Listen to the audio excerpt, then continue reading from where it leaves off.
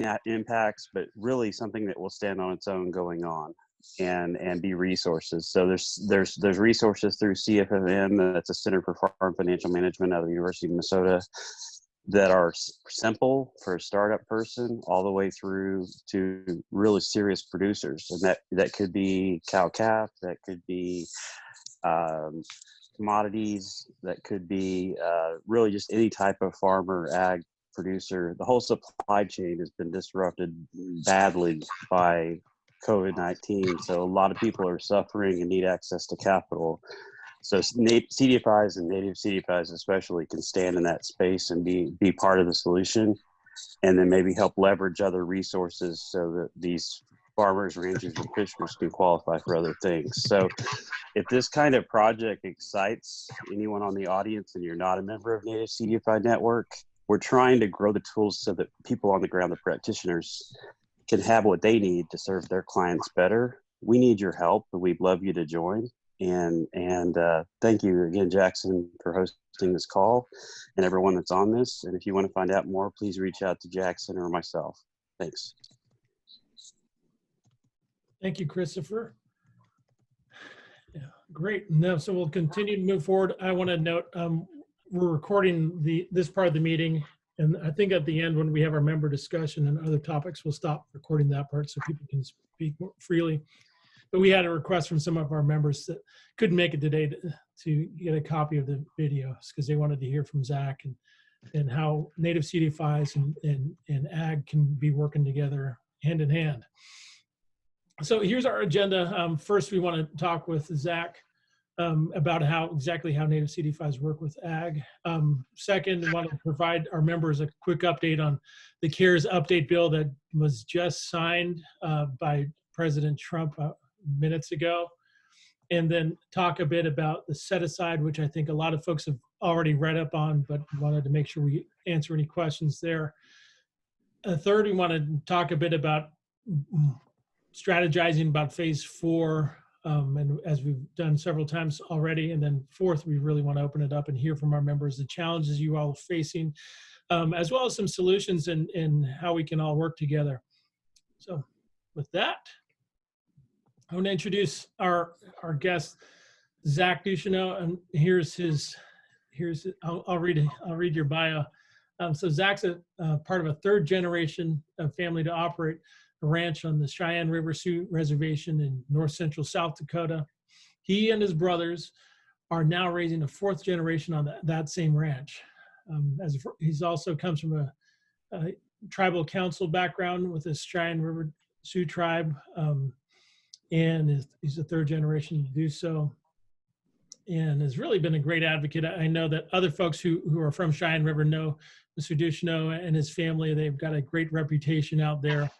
And too bad one of our board members, Cora May, who works at the Four Bands, isn't here, but I know they're from the same community, and she used to teach Zach, is what Zach told me. So we're really happy to have him here. Pete, you want to add anything? Because you and Zach have a good relationship. Yeah, let me make sure I'm on. Okay. Yeah, you know, I was up in Eagle Butte in January, I believe, and it was nice to see the connection with Zach and the community there. And I just shortly, introduced myself and met Zach up there, and then I know we connected Zach with Jackson when Zach was in DC. So no, I'm thrilled because I always find myself, I like to surround myself with people that are a lot smarter than me. And when it comes to ag, Zach is a lot smarter than me. So, living it and doing it, and he's an expert in his field. So I'm thrilled to have you on board, Zach. Thanks. All right, Zach, you mind introducing yourself and then giving our folks an idea of what Intertribal Ag Council does. I put the mission and what you do from your website on the graphic here, but I'm sure very well, and I think we look forward to hearing from you. You bet. Thank you very much. With an introduction like that, though, I can only go downhill, I think. So thanks for the great introduction, guys. I'll try to live up to the level of expertise that you accuse me of. I read somewhere that expertise comes from experience, experience comes from failure, and I've done plenty of that. So I've been the executive director of the Intertribal Ag Council since March of last year. And they say time flies when you're having fun. It sure in the heck does. Really enjoy the work. I started working with the IAC way back in '94 as a young broke rancher in need of financing.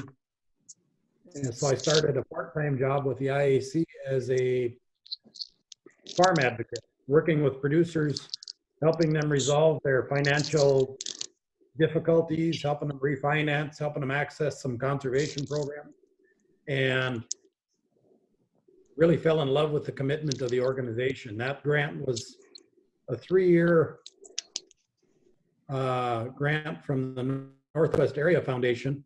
And after 3 years, they laid us off, but I stayed in touch with the IAC. During that time, I was able to become aware of a lot of things we needed to do in Indian country for ourselves in order to enable this assistance to really make a bigger difference.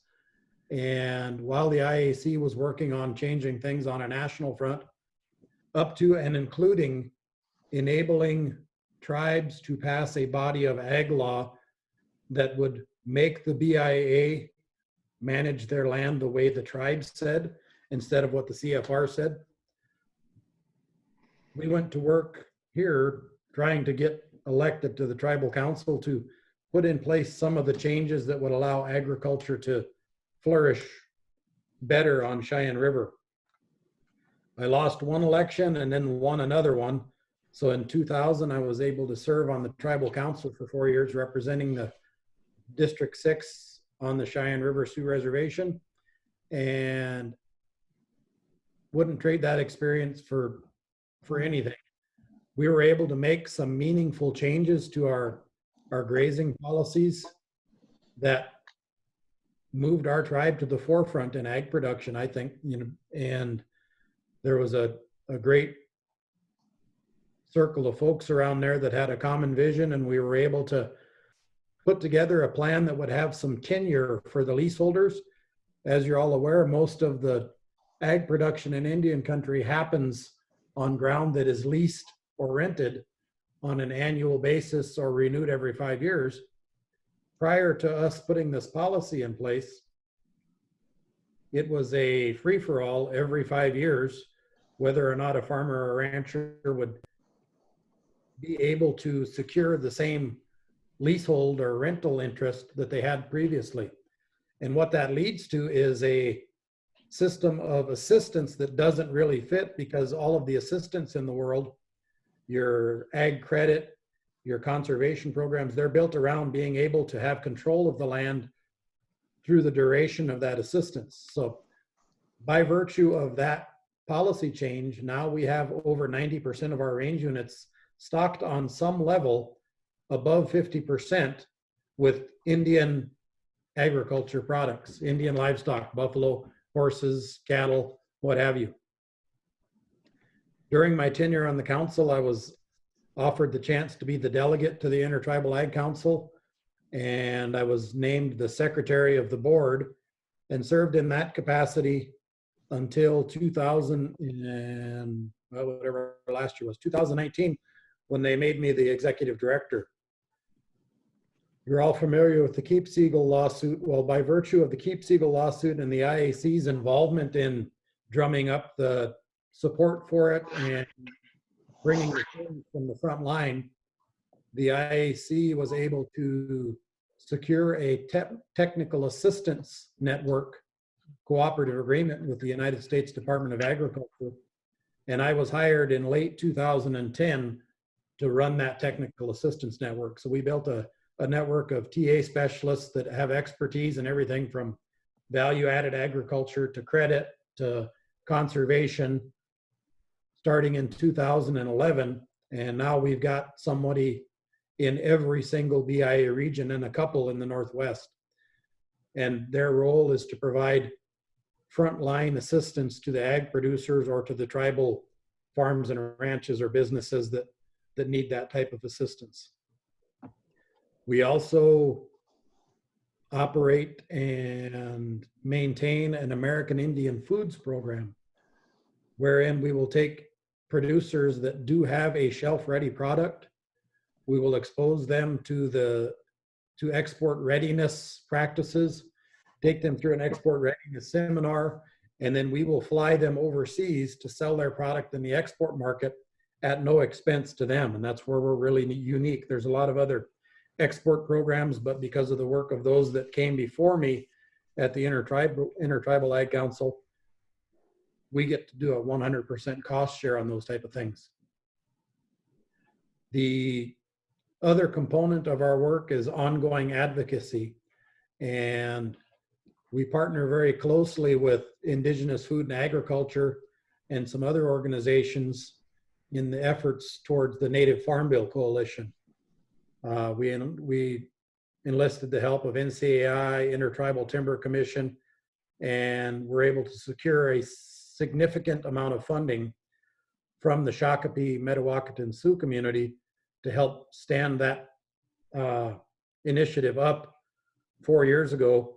As a result, we were able to get 63 provisions in the Farm Bill last go round. And we're ramping up our efforts again, as there's usually a 2-year process to build that Farm Bill. So we're kicking off our Farm Bill 2022 initiative as we speak. Colby and I have been putting together some stuff this week, and we are tremendous fans of the work of Native CDFIs.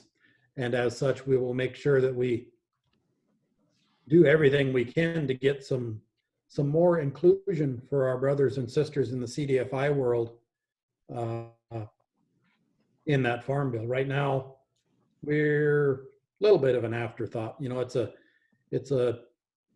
$80 billion a year appropriation that goes to support that Farm Bill, and Native CDFIs are in there in the single-digit millions, I would wager at best. We do have some that are participating in the guaranteed loan program, and this has long been a something that sticks in our craw, that all of our CDFIs that really want to do the frontline work, working closely with our native ag producers and our small businessmen, are forced to fit themselves into guarantee products that were designed to get banks to serve these people, and they didn't even work for that. Yet here we have our CDFIs trying to contort ourselves to fit into those programs because we don't have the capital pool necessary to really make a meaningful impact in our communities, or as meaningful an impact as we could if we had access to some of that wholesale money. So one part of that solution that we're getting ready to propose in the next Farm Bill is to include CDFIs as relending entities for Farm Service Agency loan programs. We feel like we can do it better, we can do it more efficiently, and we have a better feel for our community. So we don't need the guarantee, we just need access to the money to do it. We've been able to incorporate in our first aid proposal for this current COVID crisis a provision that would give us a significant data set around which to build these new loan programs. We come into the lending realm fully believing that ag finance as it exists is broken. And if we don't do something to change the system, we're not going to make any progress. Ag finance, as it is currently built, is a funnel for all of our producers, if they can fit into it, to get you into this commodity cycle where you're locked into the annual production. You couldn't take a look at a regenerative practice if your life depended on it, because you need to sell every last unit of production you have in order to make your damn note payments, because all lending right now is structured against the IRS depreciable life of the asset, which is a fallacy. If you take a look at the average lifespan of a farm or ranch, many of them are multi-generations, but all of our debt capital is put out into the community on 4, 5, 6, if you're lucky, 7-year terms. It isn't paying the interest that gets our producers in trouble. It's the speed with which lenders are forced to claw back the principal. So this principal deferral idea that we're pitching to the Congress and to the USDA would help us prove that if we can leave the principal out there, that lets our production income circulate in our economies a little longer. And then we've got a body of evidence to point to and say, look how this worked during this time of unheard of crisis. Maybe we should rewrite all of agriculture finance in that way. And I seen Skaya is on here. She's the one that's running our CDFI that we helped create, Occupaton, headquartered there in Eagle Butte. And I'll brag on what they're doing a little bit. You know, Skaya and Melissa in just a year and 4 months have deployed or have ready for deployment $3 million to ag producers, nothing bigger than $100,000.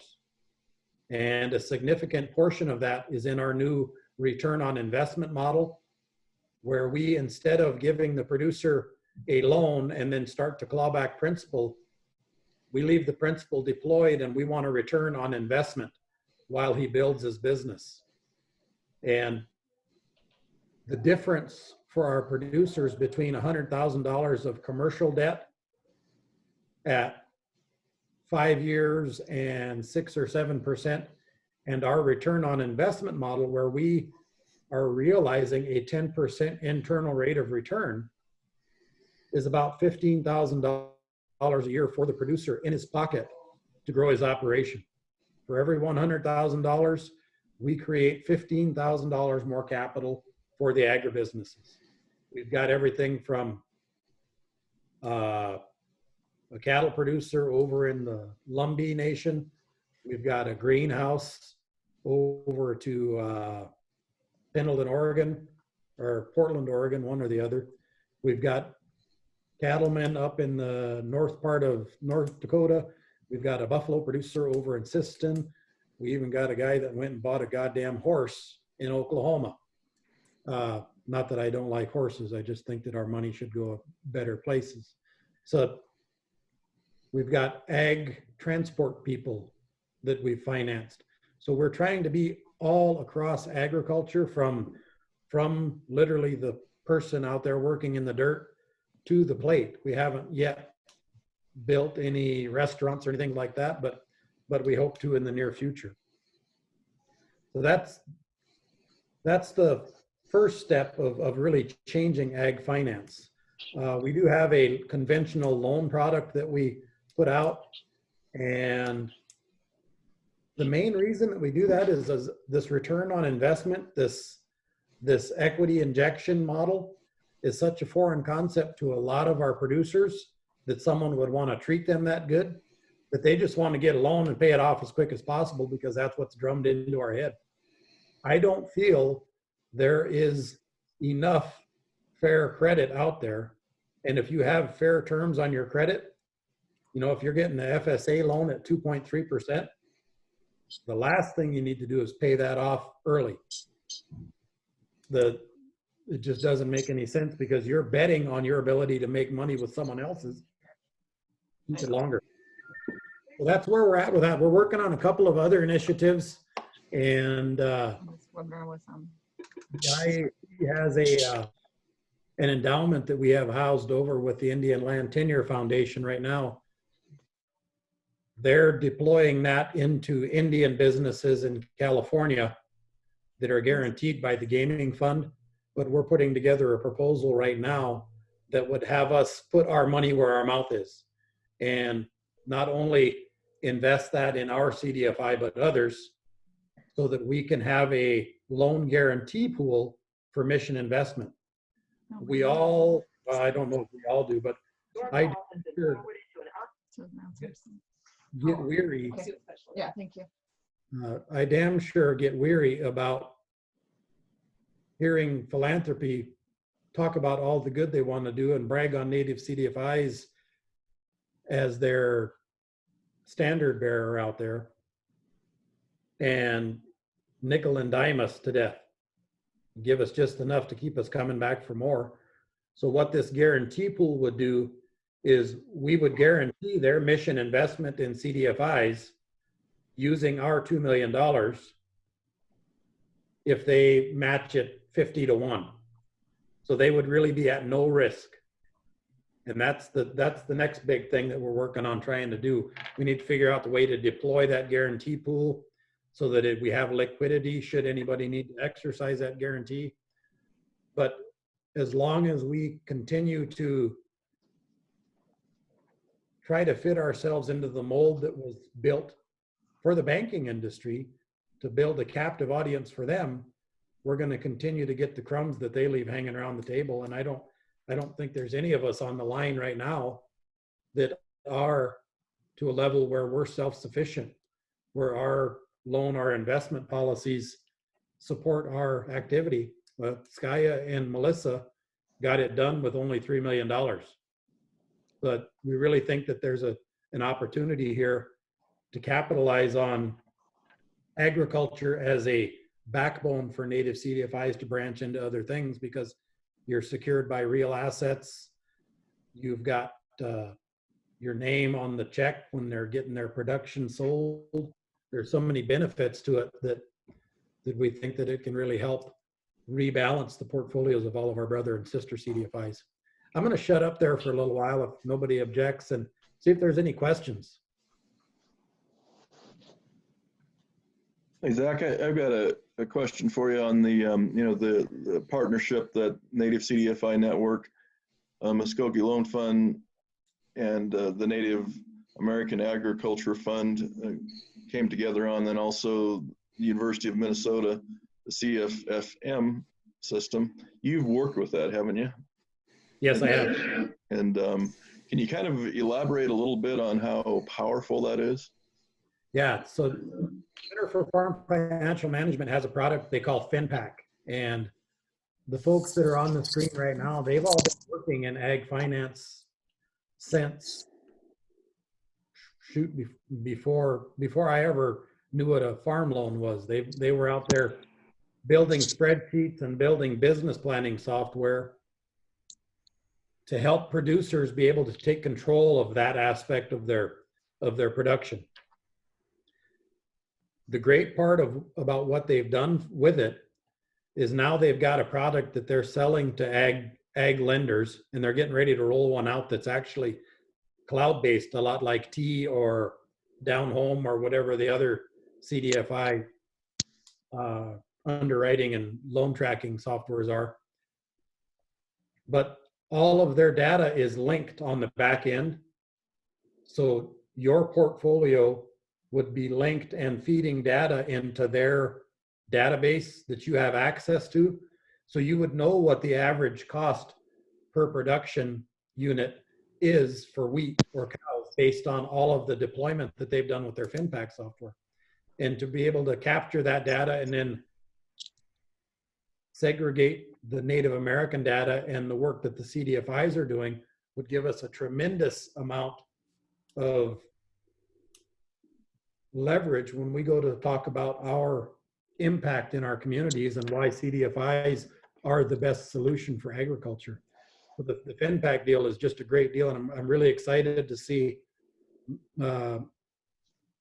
Muskogee doing the alignment with NCN and Native American Ag Fund. We're actually working on something that is complementary to that with First Nations Owista, and talking about building some ag loan underwriting webinars that would run right alongside the stuff that you guys are doing. When we first talked about that, one of the folks at the Center for Farm Financial Management mentioned this, and they said, well, we don't want to duplicate or step on your toes. And I said, what I commonly tell my staff is that if you feel like your toes are getting stepped on, you get your goddamn feet moving, and they're not there to be stepped on. So we will all be working together on this to make sure that it puts together a full suite of services that all CDFIs can realize some value in. Because I see the CDFIs that are really trying to help our artists and our micro entrepreneurs and our small businesses as a definite ally, because for the same price of underwriting in a $3,500 loan, you can have $350,000 out there working for you, paying for your expenses. So you can balance your portfolio a little bit and help more of those folks that need the smaller amounts of money. Good question, Pete. Thank you. You bet. Thanks, Zach. And yeah, to provide more background. So this slide, I think if you're on our email list, you've probably seen the information on this slide, but it's a partnership we're really proud to have. Christopher Coburn and Pete Upton really helped set this up for us. And we're happy to partner with the Native American Ag Fund and really bring our goal is bring top-notch, top-flight financial management training for our ag producers that are in our members' portfolios. So we're really excited about that. That is on next Wednesday. And so please, if you have ag producers, farmers, ranchers, and fishers, even fishermen, we want them to join, and it's free. One thing, Zach, so we saw in the news, and I think the reason we're having all these webinars right now is that a lot of our folks are feeling challenges and crunches and have to react because of COVID. And so we saw this article about Indian Country Today, and obviously farmers and ranchers are really on the front lines as well. How are your folks dealing with COVID? And do you see any ways Native CDFIs and ranchers can work together more to help respond? I think the most important, the most important thing that we can do right now is for the unified voice that if we don't address helping producers weather this storm by managing their existing debt, there ain't going to be a hell of a lot for us to do after the crisis is over. So that's why we're really driving home the point that we've got to get the principal deferral for these producers. We've got to get the interest buy down for ag borrowers that have non-direct lending. And we mean to include CDFIs in that as well. What that would basically do is the Secretary of Agriculture would take a look at your existing ag portfolio and figure out what a 2% buy down would cost you and pay you that up front. If you would offer that same deferral that the direct loan recipients are getting. So in exchange for lowering your interest rate for these producers by 2%, you receive that money up front to redeploy to your community of need. This whole crisis has really highlighted the disconnect that we have been talking about in agriculture for at least 10 years since I've been at the IAC, and probably 10 or 20 before that with Ross and Greg Smitman, but we don't make any food on our reservation. We've got 40,000 head of Indian-owned cows on Cheyenne River, and our tribally owned grocery store is rationing beef. So this whole system is built to keep ag producers captive to that, and it starts with finance. So what we want to do is build some systems that give producers some financial freedom to make some different choices with their production, and maybe look at doing some more of that value add on the farm in our communities. A huge part of that is infrastructure. And there's really no meaningful infrastructure pool that we can tap into to put that processing plant just outside of Eagle Butte where the tribe owns land, or just outside of Shiprock to help the Navajo producers get their items processed. we have the model in Quapaw of a multi-species federally inspected facility, and it's only $6 million from the end of their feedlot to where their trucks leave. Surely we should be able to make enough noise that CDFIs want to do this kind of stuff and get access to some of these community facilities pools of money at terms that we can pass on to our producers to allow this to happen so that we can get this food turned into food into our communities. Good question. I feel like I talked a lot. I don't know if I answered it. No, you did, and I think, yeah, that's the point, was that the CDFIs are experiencing a lot of the same challenges, but just at a different angle of where the producers are seeing it. But it's all part of the same problem. And then I'm glad you mentioned Shiprock. Shiprock's right behind the mountain behind me back here on the other side. Yeah. And the whole food system deal, we did a lot of work through the Native Farm Bill Coalition to get this pilot program for FDIPR, where local FDIPR programs can buy local food. We were able to get about $2.5 or $3 million appropriated for that pilot program. But if that program went nationwide tomorrow, and I see Carly Moore is trying to give me a blue high five there, maybe she's got a question. But if this program went wide tomorrow, we wouldn't have enough Indian food to fill our own damn food distribution hubs. So to me, that's the first thing that we need to address. We need to enable our producers to be financially comfortable so that they can turn their innovation towards their operation and their resilience towards adding value to their product, so that we do have a bunch of product that we can sell from this part of the reservation to over there where the food hub is. Well, we chased Carly Plum off. Yeah, well, I think Carly might have had a question. Carly, do you have a question? Yes, but I just wanted to wait because Zach sharing good knowledge. So thank y'all for letting me join. Question for you, Zach. I am familiar with some micro lending opportunities in the U.S. and around the globe, where individual people who don't have a lot of capital themselves but have some discretionary money can invest their money, and an intermediary will invest it out, and then you get repaid.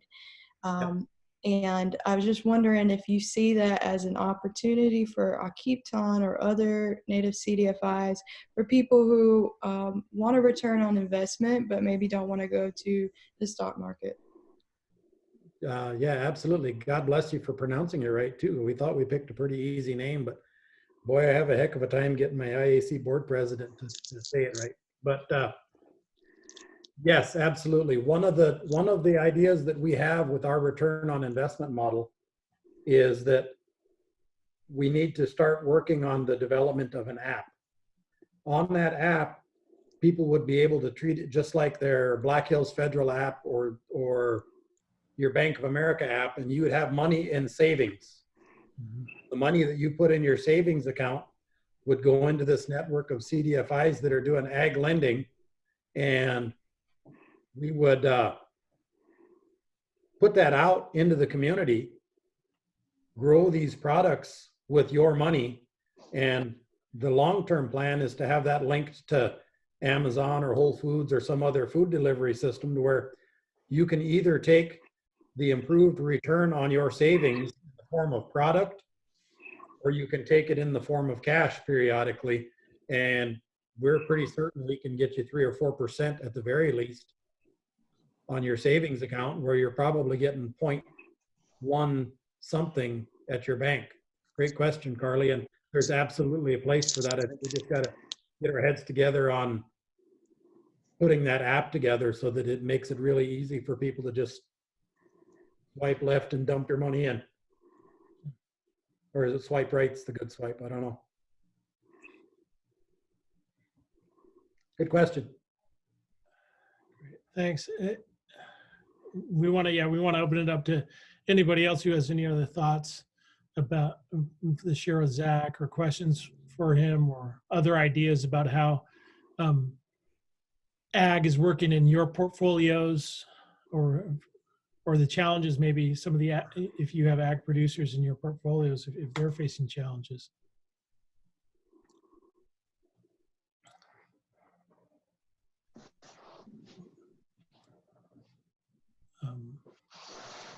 I'm not hearing anything, but yeah, pretty soon we also want to get to some of the other, I guess, developments with respect to native CDFIs, and I think touch on some of the CARES Act and its update. So actually, on that, as we transition to that, I think Zach, the CARES Act update allowed for increased loans to ag producers.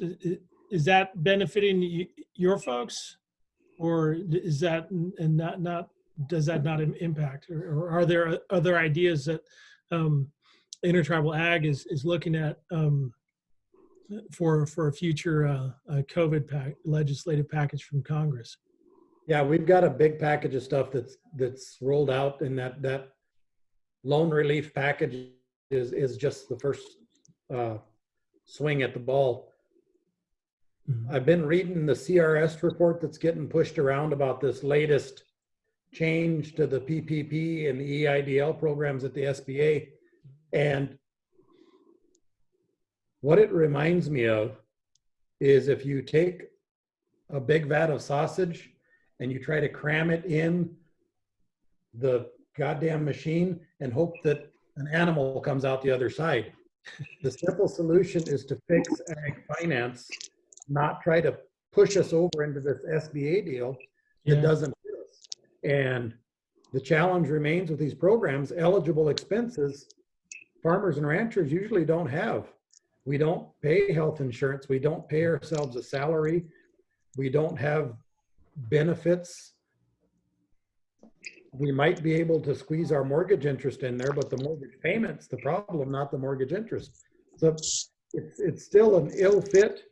And as we talk about how we're going to fit, you know, Ruth Chris is signing up for the goddamn program. So we don't feel like it's a solution that's going to really reach agriculture, but we're reading through the same stuff that you guys all are, trying to figure out how we can get our producers at least in the queue, so that we've got a bunch of applications that didn't get funded, so we can at least say, hey, here's why it don't work.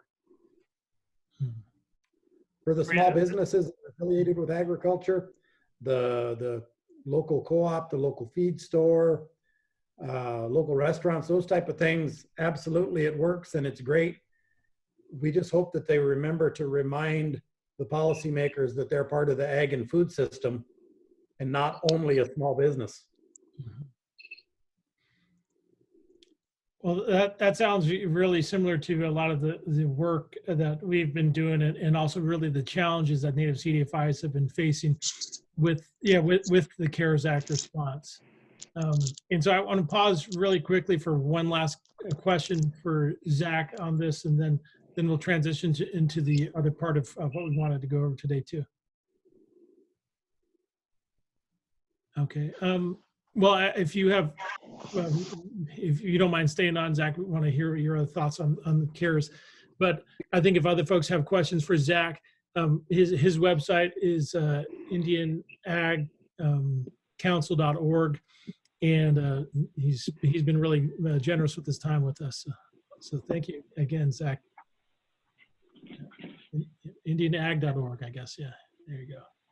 And I'm putting our hashtags on there too, so you can easily find our relief packages. Hashtag farm help. Backward sausage. That's right, man. I might do that one.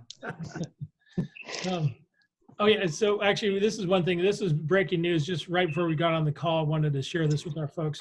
It doesn't directly impact most native CDFIs, but it impacts Indian country, and it impacts you if you're a tribally run or affiliated with your tribe. The SBA finally did open up the PPP for gaming interests, even though Congress explicitly said tribal gaming, tribal business concerns should be covered. But The SBA finally did open this up just today, and so that's finally some good news on that front. But we really need more good news on the rules front for native CDFIs. So here's a quick overview of the CARES Act with respect to the small business programs. I think we'll get deeper into this on the next page. And then here's a really quick overview of the CARES Act update that just was signed today with respect to public health and the emergency fund.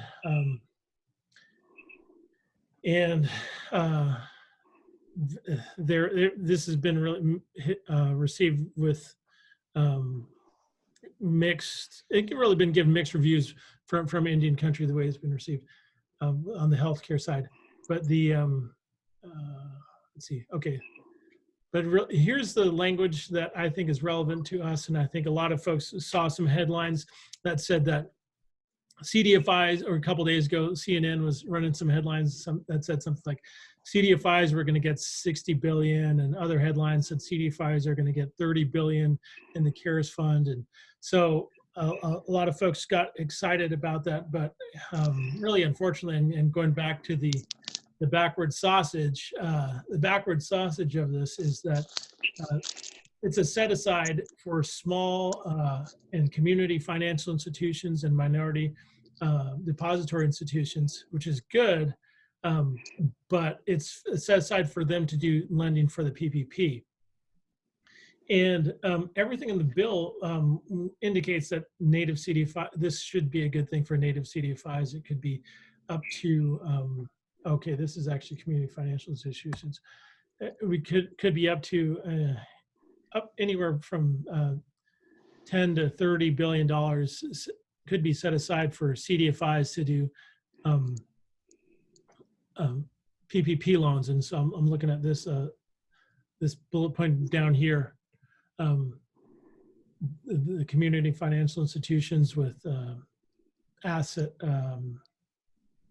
with between 30 billion and 10, or I guess less than 30 billion. And so everything there indicates that native CDFIs should be able to participate and really use that set aside to do PPP loans, which would be great. We could do PPP loans to the clients that you have, help keep them afloat. And then also you might be able to earn up to a 5% fee off of that. So that could help make it really a double benefit for native CDFIs. But really the backward sausage of it is right here, that the SBA's rules and applications, they have an application, they're calling the Form 3507, which is a separate application for non-bank and non-insured lenders, which most of our native CDFIs are. And it requires that they certify that they have originated, maintained, and serviced more than $50 million in business loans or commercial receivables during the consecutive 12-month period in the past 36 months. So basically, in a year, you need to be doing $50 million worth of loans. And so that's a real problem for, obviously, our native CDFIs, and it's an impediment and a barrier. We've shared that with the SBA, and I think we've shared that with Congress too. But given the speed that the money is moving, given that expectations are the money could be out is probably going to be out way sooner than it was last time. I think last time they ran out of money in 14 days, and it'll be a whole lot faster this time because there are a lot of folks who are waiting on the sideline now. So that's our real challenge there. And yeah, to me, that's really our big problem. I want to pause right there to see if anybody has any questions about the CARES Act update before we get into strategizing for a COVID phase 4 push.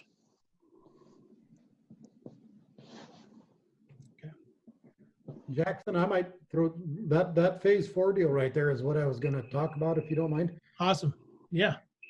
You know, the scope of ag finance, Mm-hmm. me and Skya and Lakota and Tony Brunch could do $100 million in 3 weeks. I think that we need to let folks know that we're looking to get more into agriculture Mm-hmm. and help, Indian agriculture is about a $3.5 billion a year industry. And that $3.5 billion in economy is supported by $5.2 billion of debt, and hardly any of it is structured in a way that it's good for the producer. Mm. So we could triple that and still not meet all the need in a year.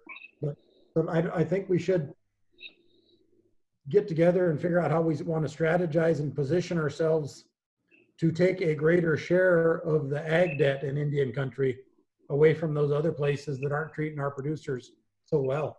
Mm-hmm. Awesome. Yeah, with you saying that, Zach, my mind's a turning here in regards to, I think the difference between commercial lending or retail lending or consumer lending, we need the expertise brought to the table that a group of our native CDFIs and native organizations bring, so that we can advocate nationally.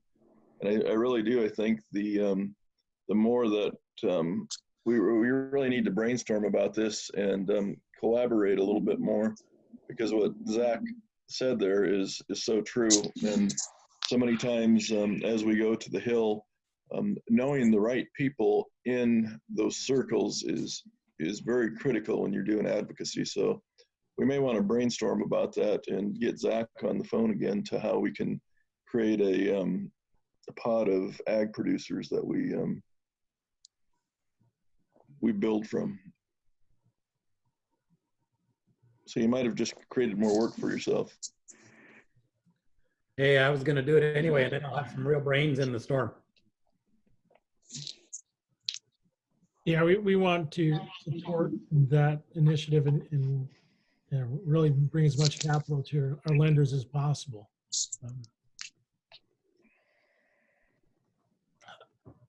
And then I guess with a little more background, so the rest of the information on this slide are things that we've mostly talked about already.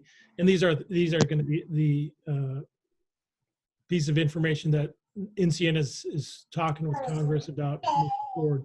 We're going to continue our ask for $1 billion for the CDFI fund. And of that, we're asking that 100 million be set as targeted for the NACA fund. And I think most folks are going in this clear-eyed, knowing that we've made this ask before. Our allies at places like OFN have made that ask before. And we weren't included in the last round. But we'll continue making that ask. And then getting down to the PPP, obviously, I think we've highlighted several problems with the PPP. Go on from that, if you don't mind. We do have at least 40 some organizations signed on to our farmer and rancher loan relief deal, and enlist their support in getting this increased as well. We'll use our leverage to help, because that's just not near enough for even the normal stuff that we do, let alone getting into the ag business. Can I ask you, was the NCN involved? This is Laura Blumberg. Was the NCN involved with the OFN to put in any of the, like, less than 50 million for CDFIs? We touched base after they sent their letter, but we weren't involved beforehand. Yeah. Well, because I was on the OFN conference the other day, Yep. and what I was understanding is that the big CDFIs, they wanted to develop the ones that are joined together. There's like 5, 6 of them together. That's what they were asking for it to be over 50 million. Hey, Jesse.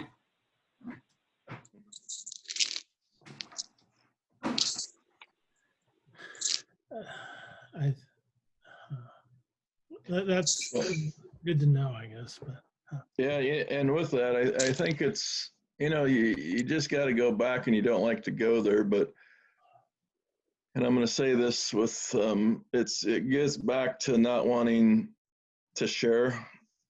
And, you know, Yes. it's just a way to redline to a certain degree to keep certain people out.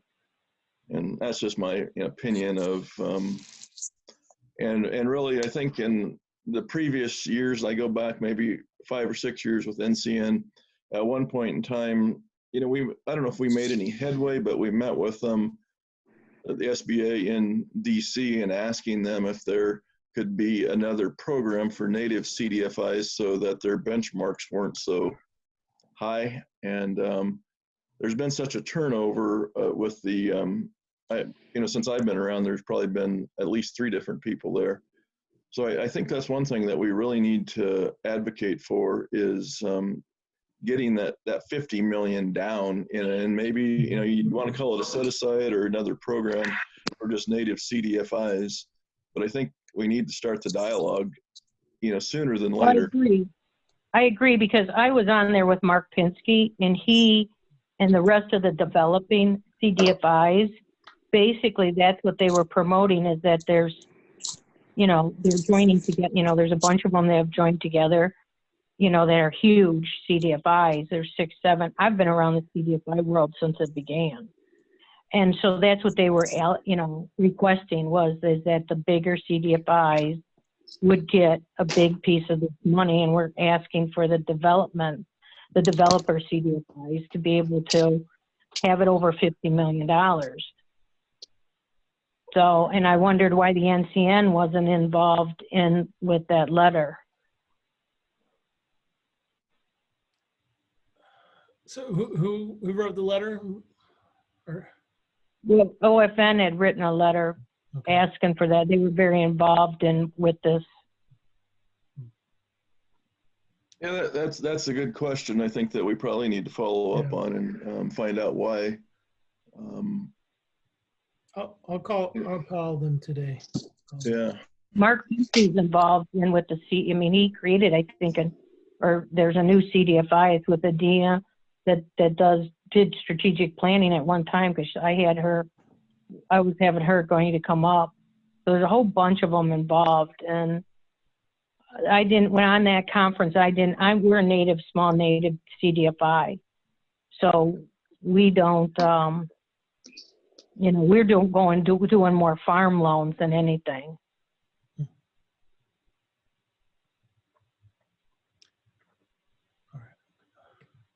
We'll follow up on that one. That one's interesting.